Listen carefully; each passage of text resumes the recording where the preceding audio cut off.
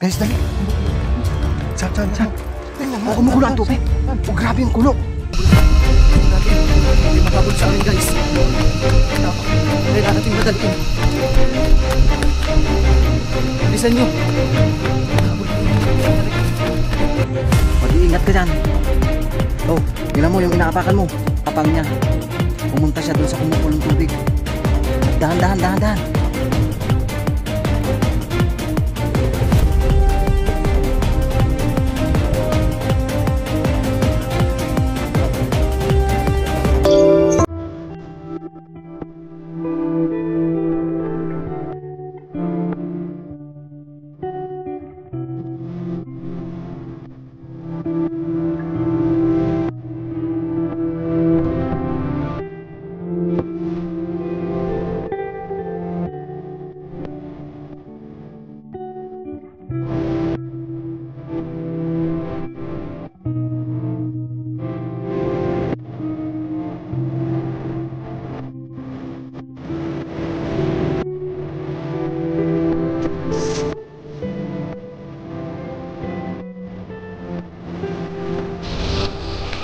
Ko dito sa dinadaanan namin kasi pupunta kami sa Mud Spring. Napansin ko guys yung mga bulaklak, pakita ko lang sa inyo. Ito yung mga bulaklak, ang gaganda. Ayan. Nandito kami ngayon sa isang sikat na pasyalan sa Makiling kasi naano ko lang siya dati nung elementary kasi sa exam may Maria Makiling, di ba? Ngayon, nandito ako ngayon sa pinakalugar ng Maria Makiling sa Los Baños, Laguna ba to? Sa Los Baños, Laguna. Siyempre kasama natin yung kuya ko, Kuya Ryan. At meron tayong mga kasama ngayon guys, isang kaibigan na nakilala ko lang siya sa YouTube. Support natin guys, si Katuklas. Yo, what's up po? Mga kaamin ka rin yung mga nasa ano na siya, 9,000 subscribers. At na-monetize na rin siya. So ang pupuntahan namin ngayon yung pinagmamalaki ng Los Baños, yung Mud Spring. Kumukulo daw yun. Nasa 1 oras na rin yata kami naglalakad. Pero hindi pa kami nakakarating. Pero malayo. Napakalayo daw. Mahugad. Kaya makikita nyo dito yung mga malalaking puno. 1940. Sabi ako. 1940. So, tinanim siya 1940. Grabing puno. Mahogany Plantation 1940. Kaya sa lahat ng mga viewers namin dyan, kung hindi pa kayo nakapunta dito, at di ba sa pag-aaral natin sa elementary ay merong Maria Makiling. So kauna-unahan na narating ko yung lugar kung saan nakatira si Maria Makiling. Hindi ko malalam ang kwento, kayo na yung bahala kasi hindi ako nakikinig sa Pilipino eh. Nakaka-inspire lang guys dahil narating ko yung lugar na ito dahil nga sa libu-libong viewers na patuloy na sumusuporta sa aking channel. Grabe guys oh. Mount Satin, distance from Porto. Ang layo pa natin. Grabe. Sobrang layo pero yung pagod ko nasa 100 na. Hindi na kami nag-uniform dahil talagang papawisan ka talaga guys. May nakasulat doon, danger zone, do not enter, mapanganib, bawal pumasok. So dito tayo papasok.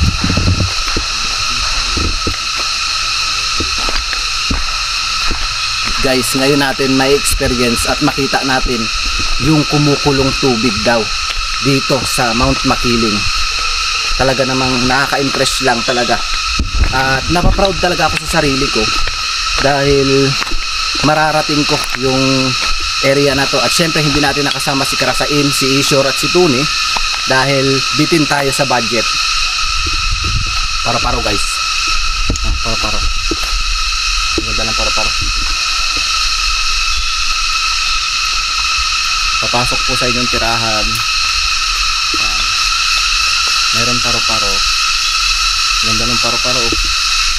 Ito ay sisip-sip ng tamis. Nagkukuha ng lakas. Ganda dito guys. Refresh ng utak. Pag may problema ka, ang lamig. Talagang yung utak mo, napakagaan. Halimbawa, nangutang ka, hindi mo mababayaran. So, pag pumunta ka dito sa Makiling, bayad na, makakalimutan mo yung problema mo. Pero, kinabukasan, nandun pa rin yung utang mo. Guys, napansin ko dito, ang ganda oh. Parang yung gabi. Tingnan nyo. Para siyang, yung sa ahas, yung kanyang balat parang ahas. Yan ay gabi. Napakadami pala ditong mga pagkain ng baboy. Ito pagkain ng baboy ito eh. Anong tawag dyan? Napakatinik. Matinik ba to? Ang tinik. Matigas yan. Matinik. Parang yung asawa mo nangabit.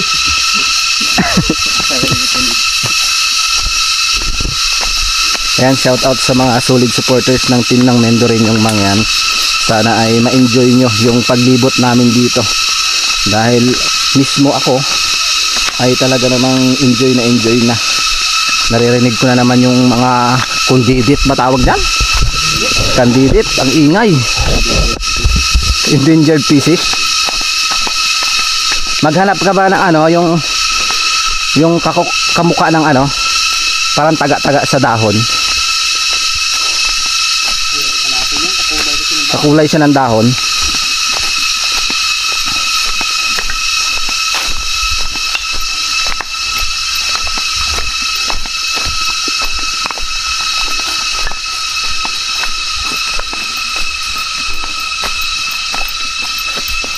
Ganda ng area na to, puro halaman yung paligid. Pero ito ay hindi yata sinadya na itinanim. Parang tanim ng kalikasan. Hindi na to, yung iba lang siguro din. Yung mga tuwid.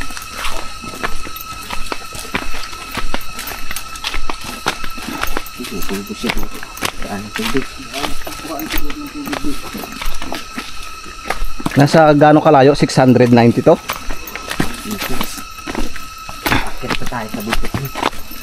Akit pa kami sa bundok.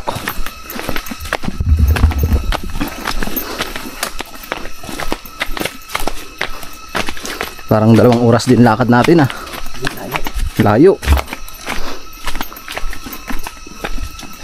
Guys, so ang daming halaman dito. Yan, puro halaman na lang yung nakikita natin dito sa gubat. Ito yung area na napuntahan ko. Kasi sa Occidental guys, wala akong napasok na kagubatan na puro halaman. Pero dito sa Makiling makikita mo yung mga halaman talaga nakakaiba. Pag-ulan, summer, parang hindi na tuyo yung mga dahon dito, no? Oo. Parang hindi nagtuyo. Ano pa rin yung lupa, basa. Maulan din dito.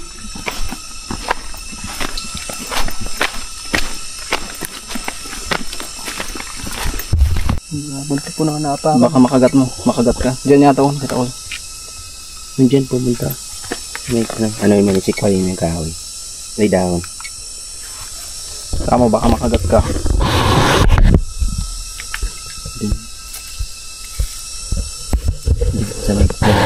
Ayun o. Ay, sawa, ay kubra. Ayun o. Ba? Ayo, kaliit. Delikado yan. Binumus yan, kubra yan. Haluot niya na. Buti nakita kami ng ahas guys. Delikado rin pala dito. Kalkalin mo. Kalkalin. Ayun guys, si Katuklas. Ayan mga. Nakakatuklas siya ng mga kakaibang bagay sa vlog.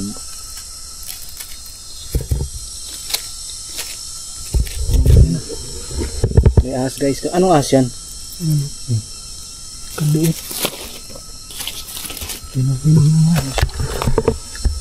Kakaibang ahas. Kubra. Kubra ba yan? Kubra tayo. Kubra, hindi siya kubra. Ano yan? Tara na. Kaliit eh. Ang liit. Kalit naman kubra mo yan. Tara na, Katuklas. Hindi siya kubra. Wala na. Wala na. Kaliit eh. Delikado pala dito guys. Hindi natin nakikita yung mga ahas maliliit. Parang cobra yung ano niya eh. Yung lapad. Pero kulay pula yung kanyang ano eh. Ang cute. Hindi rin siguro makakagat yun kasi nga maliit yung bibig niya. Malay. Pero mo, ang liit din mo nakita.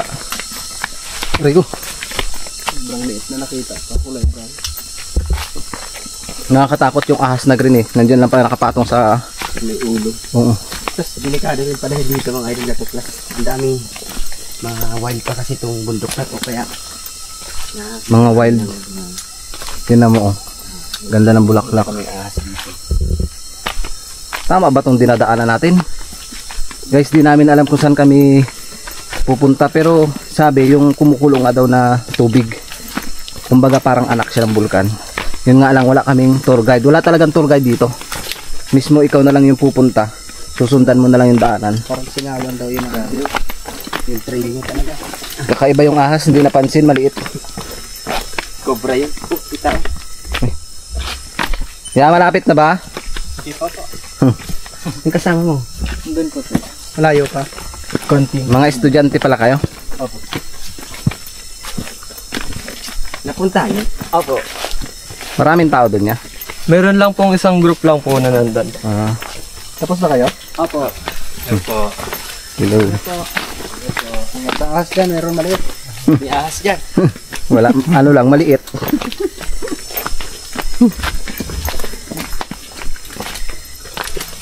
Ay, te. Hi. Kaya pa tayo. Kaya pa.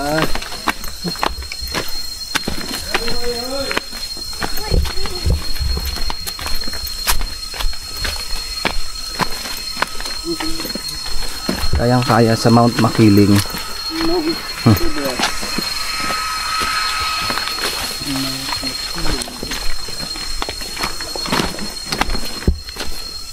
Ngayon ako nakakita ng ahas na ganong kaliit. Na Alagaan yun, no? sarap alagaan. Tas cobra. Ninukuha nga nito katuklas eh. Ilagay niya sa bag. Iuwi. Dapat sinakma ko lang pala bigla. Ano kayang puno to? Hindi kaya naulam yan? Ganda guys. Naulam ba yan guys?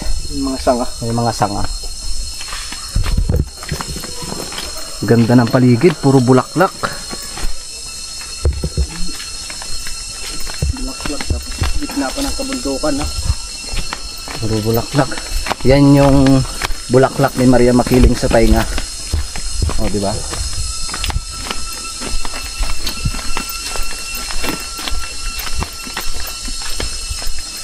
Guys, may suso. Wala na yung iingay. May suso. Ayan, may suso. Yan guys. Nakain ba kayo ng suso na yan guys? Sarap yan, adobo. Adobo daw. Grabe, ang ganda ng nature. Nature na nature talaga yung vlog namin ngayon. Malamang ay may enjoy yung mga viewers natin sa Mindoreñong Mangyan dahil nailibot namin kayo dito sa Makiling.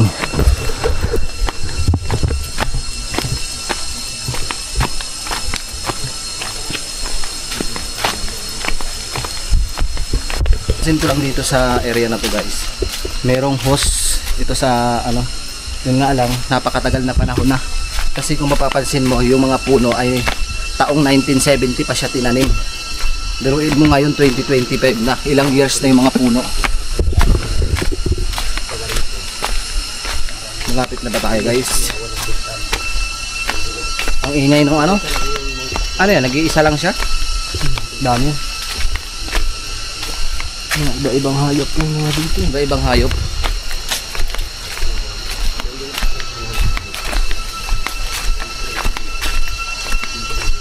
Kaya mo, chinso eh. Ngayon guys, unti-unti na naming naaamoy yung sulfur na nagagaling sa ilalim ng lupa. Sulfuric ba tawag dyan? Amoy na dito guys. Grabe. Kaso bawal pang liguan. Bawal liguan yun kasi mainit. Kasi sabi ni ate kanina, bawal daw babaan. Puntahan malambot na yun. Malambot na yung lupa. Yan ba yun? Hindi pa yun yata. Nilakad na mga estudyante. Yung gala na sila o project pa nila. Baka project nila. Taga naman nila dito mag-project. Mga scientist yun. Ano nila? Mga ganyan, mga estudyante ano sila sa bundok. Mga subject yan, ano? Kung ano yung makikita nila sa gubat. Mga tourism. Ito na yata guys, narating na natin.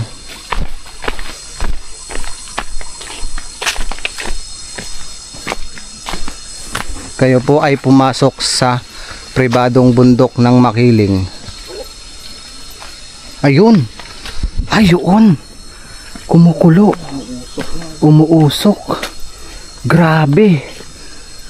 Umuusok. Ito na pala yun guys. Hinarangan. Wow. Warning, do not cross the pins. Ito, the mud spring, the site, the one of the mud spots left on the Mount Makiling, an inactive the volcano. Ibig sabihin, volcano yan. Active siya na volcano. Grabe guys. Ito na. First time natin na marating itong kumukulong tubig. Active volcano. Grabe, kumukulo. Ibig sabihin, isa itong anak ng volcano. Singawan siya. Danger zone, do not enter, mapanganib, bawal pumasok. May butas. May kaya yung pasukin ng stick mo. Ayan o. Kumukulo ngayon. It's time na makita nyo yung loob. Papasok natin guys yung stick. At least nakita natin sa personal itong kumukulong tubig. Inactive volcano siya.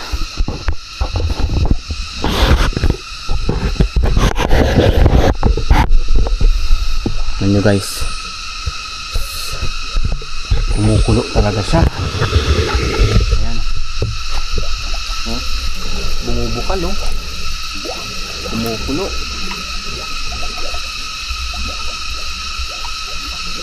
Kumukulo talaga guys. Nakikita nyo ba guys, ang lakas ng kulo niya. Ibig sabihin, itong area na to, once na pumasok ka dyan, napakadelikado, posibleng gumuho talaga guys. Saan ka makakita? Meron pala dito sa probinsya ng Los Baños, Laguna na kumukulo ang lupa. Grabe. Kung sa Mindoro ay may kumukulong apoy at sa Oriental may kumukulong tubig, dito naman ay merong kumukulong lupa. Unexpected talaga yung vlog namin ngayon guys. Tingnan nyo mabuti, i-comment nyo na lang. Grabe ang lakas. Napakalakas ng kulo.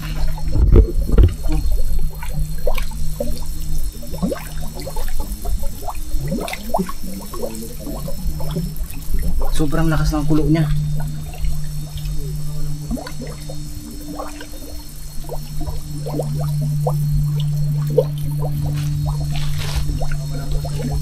Hindi, tigas.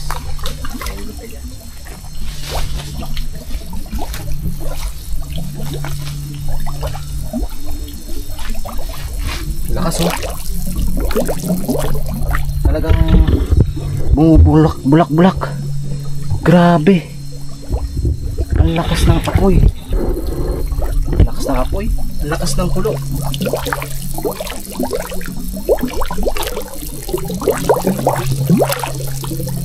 Grabe ang bulak.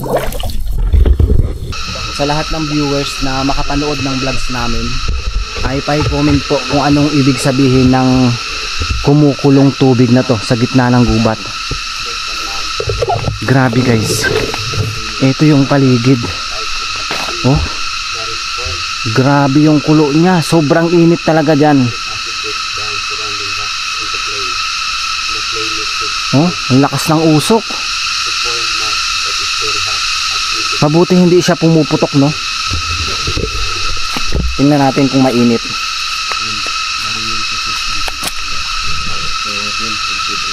Maligam-gam. Oh, ang init. Mainit pala siya, guys. Tingnan, mainit. Tsaka tingnan nyo mabuti yung putik nyo. Pag hinawakan mo dito, sobrang init. Hindi makakatagal yung kamay mo dito. Hindi makakatagal yung kamay mo kasi sobrang init talaga. Kaya nga tinawag siyang inactive. Tsaka may harang siya bawat paligid. Danger zone. Napakadelikado. Hawakan mo dito.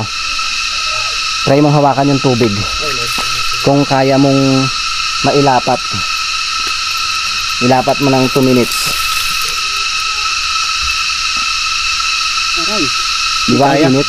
Hindi kaya. Inactive volcano talaga siya. Sobrang init. Siguro makakaluto ito na itlog, no? Dapat pala nagdala tayo ng itlog. Mainit siya. Sobrang init talaga guys. Kaya pala ibig sabihin siya ay buntot ng bulkan o singaw ng bulkan. Kumukulo oh. Talagang pasok ka dyan pag pumasok ka. Kumukulo. Dahil sabi nga ito ay this site is the one of the mud spots left on the Makiling inactive volcano. A mud pot is the type of hot spring that is formed when the volcano hit sulfuric acid break down surrounding rocks into clay. The clay mixed with water to form that is very hot 80% o 80 degrees sulfurous 50 mg very acidic to pH and verifying consistency and color. Ayan. Kaya ipinagbabawal na pumasok ka dito sa area dahil sobrang init, kumukulo. Ay naku po. Once na pumasok ka dyan guys, baka hindi ka na palarin. Iba talaga yung amoy pag nandito ka. Saka iba, pag nandito ka sa area na to, iba yung maamoy mo, hindi ka makakatagal. Siguro kaya pinagbabawal talaga pag lumusong ka dito sa gilid. Malambot yung area, no?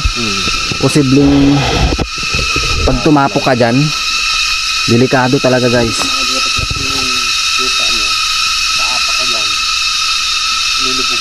Lulubog ka talaga. Kaya hinarangan ng taga Makiling guys. Grabe ang kulo. Huh? Pero maamis ko talaga sa kalikasan ng ating katiplan. Ito ako na-amaze guys, yung kumukulong tubig dito. Ilog siya. Yan. Ilog siya. Diba? As in kumukulo talaga. Parang ginagatungan. Parang ginagatungan, no? Saan ka pinakabunganga ng bulkan ito? Ibig sabihin buntot lang siya. Buntot lang to. Saan ka pinakabunganga nito? Asan kaya yung pinakabunganga? Sa Albay? Ibig sabihin yung bunganga ng bulkan na to ay nasa Albay o kaya sa Batangas. Tawa si ano eh. Tumawa si Katoklas eh. Bunganga, no? Biruin mo saan ka makakita ng bulkan. Kakaiba yung amoy. Ayun, nakikita nyo ba yung mga paro-paro? Lumilipad sila, di ba? Pero walang ano sa kanila yung init, pero napakainit niyan. Grabe. Ang kulo. So balik tayo. Kasi baka mapahamak pa tayo. For safety na rin, sumunod tayo sa ipinapatupad ng Makiling. Dahil pinayagan nga tayong pumasok dito, pero dapat sundin din natin yung kanilang kautusan na bawal pumasok. Yan guys. Grabe.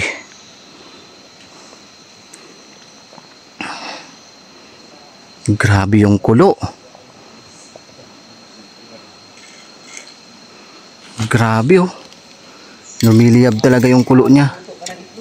Makakaluto ka talaga ng itlog. Kumukulo oh.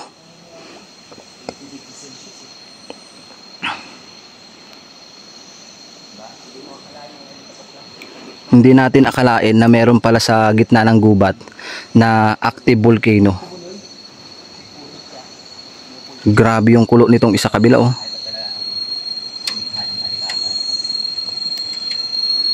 Yan ay inactive volcano.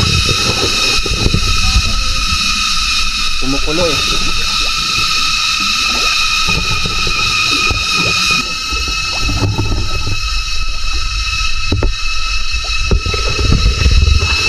Grabe yung. So dito naman sa kabilang side, hindi naman siya as in kumukulo. Tingnan natin dito sa kabilang side guys.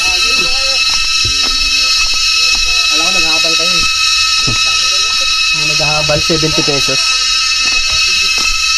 So itong area na to, kung makikita nyo, mainit pa rin to. Ito dito. Kasi nanggagaling yung init ng bulkan pababa dito. Mainit pa rin. Mainit pa rin siguro. Puin mo nga. Ay, hindi na gaano. Hindi na siya gaano. Maligam-gam na.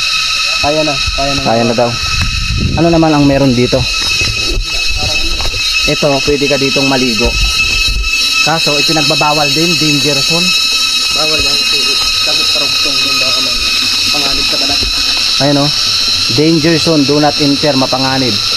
Kaya pinagbabawal din pumasok sa kaloob-looban kasi malay mo ay pag tumapak ka dyan ay lumusbot ka kasi napakainit. Grabe. Bawal na kasi tayong umakyat doon guys sa taas kasi nakasulat na danger zone. So balik tayo doon sa bunganga o buntot ng bulkan para maipakita ko talaga sa inyo yung kumukulong tubig. Grabe. Unexpectation talaga yung pinunta namin. Akala ko kanina hindi ganito yung area. Akala ko lang kumukulong tubig. Tsaka namangha ako sa sabi ni ate kanina na mag-iingat daw dahil as in kumukulo yung lupa. Grabe. Kung sa Bicol, di ba mayroong bulkan sa inyo? Oo. Ganyan din ba? Oo. May volcano. O, may bulkan, no?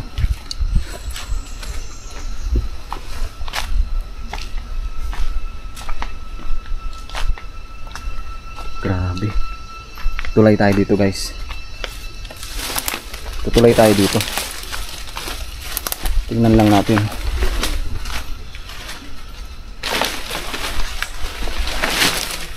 Danger zone. Oh, tingnan nyo mabuti, oh. Grabe yung kulo. Muusok talaga.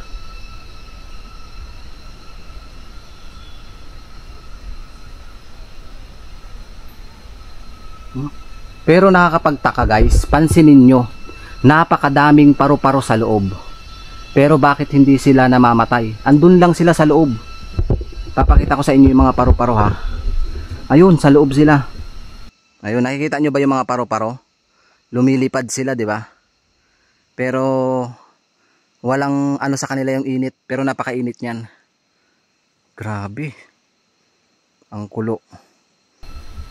So balik tayo. Kasi baka mapahamak pa tayo. For safety na rin, sumunod tayo sa ipinapatupad ng makiling. Dahil pinayagan nga tayong pumasok dito, pero dapat sundin din natin yung kanilang kautusan na bawal pumasok. Yan guys. Grabe.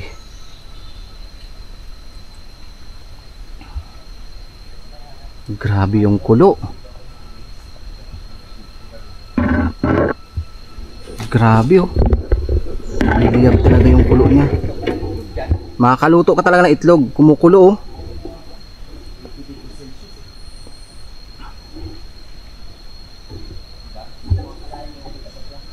Hindi natin akalain na meron pala sa gitna ng gubat na active volcano. Grabe yung kulo nitong isa kabila oh.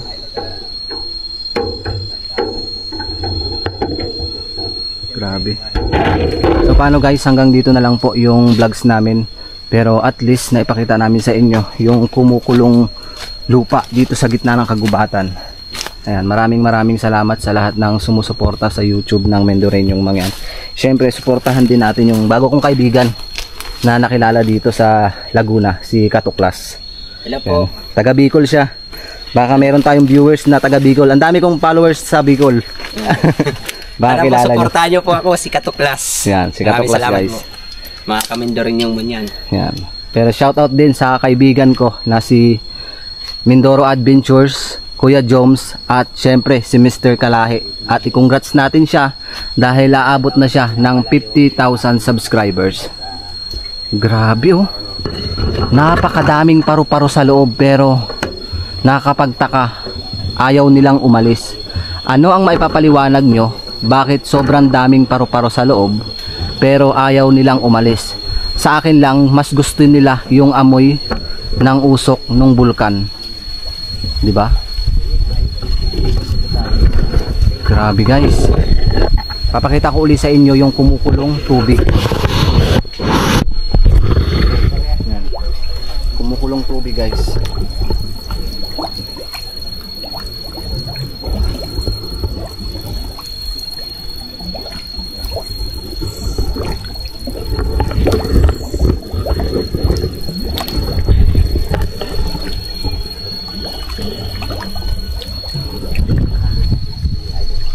May paru-paro, iligtas natin.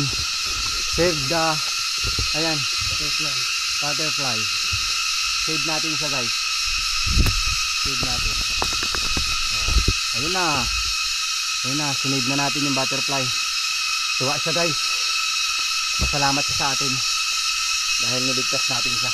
Ang computer, kalit-lit lang insekto na yun. Ang ingay.